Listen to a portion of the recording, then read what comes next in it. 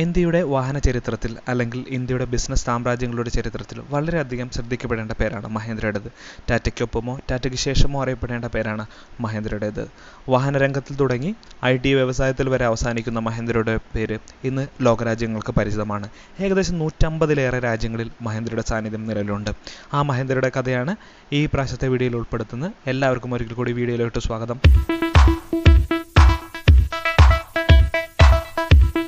1945-കളിലാണ് Muhammad and Mahindra എന്ന പേരിൽ മഹീന്ദ്രയുടെ ആദ്യരൂപമായ company രൂപപ്പെടുന്നത്.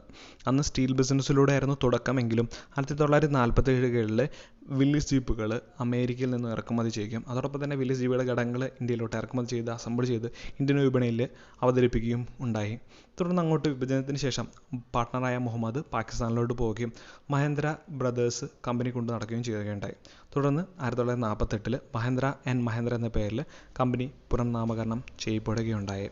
ഈ ഒരു ബിസിനസ് ഏകദേശം 1961 വരെ നടത്തിപ്പോന്നു. അതായത് വില്ലീസ് ജീപ്പുകൾ പല രീതിയിൽ ചെറിയ ചെറിയ മോഡിഫിക്കേഷനും അതുപോലെ തന്നെ അമേരിക്കയിൽ നിന്ന് കൊണ്ടുവന്ന ഘടകങ്ങൾ യോജിപ്പിച്ച് ഇന്ത്യയിൽ വിൽപ്പനയൊക്കെ ചെയ്യുകയുണ്ടായി. ഇതിനൊരു മാറ്റം വരുന്നത് ഏകദേശം 1961-കളിലാണ്.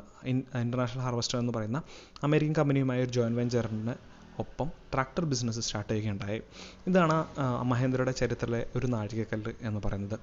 തുടർന്ന് അങ്ങോട്ട് ഏകദേശം ഈ ട്രാക്ടർ നിർമ്മാണവും വില്ലീസ് ജീപ്പുകളുടെ ചെറിയ ചെറിയ അപ്ഡേഷനുകളും ഒക്കെ ആയിട്ട് 2000 വരെ ഏകദേശം കൊണ്ടുനടക്കുകയുണ്ടായി. ഇതിൻ്റെ ഇടയിൽ വന്ന കാറുകളാണ് മഹീന്ദ്ര ഡീലക്സ്, മേജർ തുടങ്ങിയ കാറുകളൊക്കെ, തുടങ്ങിയ ജീപ്പുകളൊക്കെ. ഇതൊക്കെ വെറും അപ്ഡേഷൻസ് മാത്രമായിരുന്നു. ഇതിലൊരു മാറ്റം വരുന്നത് 2000-കളിലാണ്.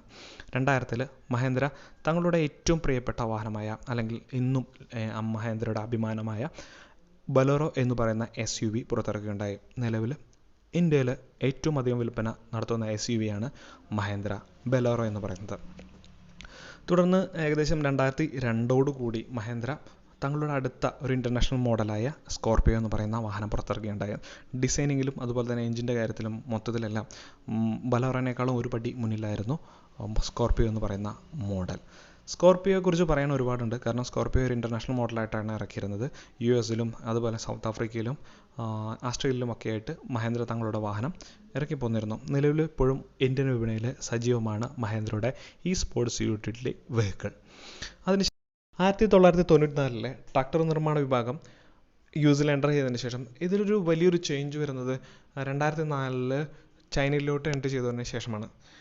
ചൈനയിലോട്ട് എൻ്റർ ചെയ്തതിനൊപ്പം തന്നെ കുട്ടിവായിക്കേണ്ട ഒരു കാര്യം, പഞ്ചാബ് സ്റ്റേറ്റിൻ്റെയും അതുപോലെ തന്നെ ഗുജറാത്ത് സ്റ്റേറ്റിൻ്റെയും കീഴിലുള്ള ട്രാക്ടർ കമ്പനികളെ ഏറ്റെടുത്തുകൊണ്ട് ലോകത്തിലെ ഏറ്റവും വലിയ ട്രാക്ടർ നിർമ്മാതാവായി മഹീന്ദ്ര. ഇന്നും മഹീന്ദ്ര ലോകത്തിലെ ഏറ്റവും വലിയ ട്രാക്ടർ നിർമ്മാതാവാണ്. 2008-ലാണ് മഹീന്ദ്ര 2 വീലേഴ്സ് വിഭാഗം തുടങ്ങുന്നത്. അത് ഇന്ത്യയിലെ പ്രമുഖ വാഹന നിർമ്മാതാവായ കൈനറ്റിക് മോട്ടോഴ്സിനെ ഏറ്റെടുത്തുകൊണ്ടാണ്. കൈനറ്റിക് മോട്ടോഴ്സിനെ ഏറ്റെടുത്തതിന് ശേഷം മഹീന്ദ്ര 2 വീലേഴ്സ് എന്ന പേരിൽ അറിയപ്പെടുകയും തുടർന്ന് അങ്ങോട്ട് ജാവ എന്ന് പറയുന്ന കമ്പനിയും BSA എന്ന് പറയുന്ന കമ്പനിയും ഏറ്റെടുത്തുകൊണ്ട് അവരുടെ പേരിൽ ഇന്ത്യയിലും വിദേശത്തുമായി 2 വീലേഴ്സ് നിർമ്മിച്ച് പോരുകയും ചെയ്തിരുന്നു മഹീന്ദ്ര. ഇതിൽ വേറൊരു കാര്യം ശ്രദ്ധിക്കേണ്ടത് 2009-ലെ മഹീന്ദ്ര എയ്റോസ്പേസ് എന്ന് പറയുന്ന കമ്പനിയുടെ ഉദയമാണ്. ആസ്ട്രേലിയയിലെ ചെറുകിട എയ്റോസ്പേസ് നിർമ്മാതാവിനെ ഏറ്റെടുത്തുകൊണ്ടായിരുന്നു മഹീന്ദ്ര ഈ രംഗത്തേക്ക് പ്രവേശനം ചെയ്തത്. നിലവിൽ ആസ്ട്രേലിയയിലും ഇന്ത്യയിലുമായിട്ട് പ്രൊഡക്ഷൻ യൂണിറ്റുകൾ മഹീന്ദ്രയ്ക്ക് ഉണ്ട്. 2015-ലാണ് മഹീന്ദ്ര താർ എന്ന് പറയുന്ന തങ്ങളുടെ ഐക്കോണിക് മോഡൽ ഇറക്കുന്നത്. താർ വലിയൊരു വിജയമായിരുന്നു. താറിന് ശേഷം തുടർന്നങ്ങോട്ട് 2015 തന്നെ XUV 500, അതുപോലെ തന്നെ KUV 100, റെനോവുമായി ചേർന്ന് മഹീന്ദ്ര ലോഗൺ എന്ന് പറയുന്ന വാഹനം, സ്കോർപിയോയുടെ പുതിയ വാഹനം, അതുപോലെ തന്നെ TUV 300, XUV 300 തുടങ്ങിയ വാഹനങ്ങളെല്ലാം മഹീന്ദ്ര തങ്ങളുടെ പുതിയ ഡിസൈൻ ഫിലോസഫിയിൽ ഇന്ത്യൻ വിപണിയിലും അതുപോലെ തന്നെ ആസ്ട്രേലിയ, സൗത്ത് ആഫ്രിക്ക തുടങ്ങിയ വിപണിയിലൊക്കെ അവതരിപ്പിക്കുക ഉണ്ടായി. പിന്നെ എടുത്തു പറയേണ്ട കാര്യം എന്ന് വെച്ച് കഴിഞ്ഞാൽ മഹീന്ദ്ര ഏകദേശം 2019-ൽ സാങ്യോങ് എന്ന് പറയുന്ന സൗത്ത് കൊറിയയിലെ ഏറ്റവും വലിയ 4ാമത്തെ യൂട്ടിലിറ്റി വെഹിക്കിൾ നിർമ്മാതാവിനെ ഏറ്റെടുത്തു. അതേ വർഷം തന്നെ ഫിൻഫെറിന എന്ന് പറയുന്ന ലോകത്തിലെ മികച്ച ഡിസൈൻ ഗ്രൂപ്പിനെ ഏറ്റെടുത്തുകൊണ്ട് മഹീന്ദ്ര ഡിസൈൻ രംഗത്തേക്കും കടന്നു പോന്നു. നിലവിൽ മഹീന്ദ്ര തങ്ങളുടെ വിപണി പല രാജ്യങ്ങളിലേക്കും വ്യാപിച്ചുകൊണ്ടിരിക്കുകയാണ്. പല രൂപത്തിലായിട്ട് 2 വീലേഴ്സ് ആയിട്ടും അതുപോലെ തന്നെ SUV-കളായിട്ടും അതുപോലെ തന്നെ മഹീന്ദ്രയുടെ ഡിഫൻസ് യൂണിറ്റ് അത് പ്രത്യേകം എടുത്തു പറയേണ്ടതാണ്. ഈ മിഡിൽ ഈസ്റ്റിലും ഇന്ത്യയിലും അതുപോലെ തന്നെ മധ്യ ഏഷ്യൻ രാജ്യങ്ങളിലൊക്കെ മഹീന്ദ്ര തങ്ങളുടെ വാഹനങ്ങളുടെ സാന്നിധ്യം അറിയിച്ചിട്ടുണ്ട്.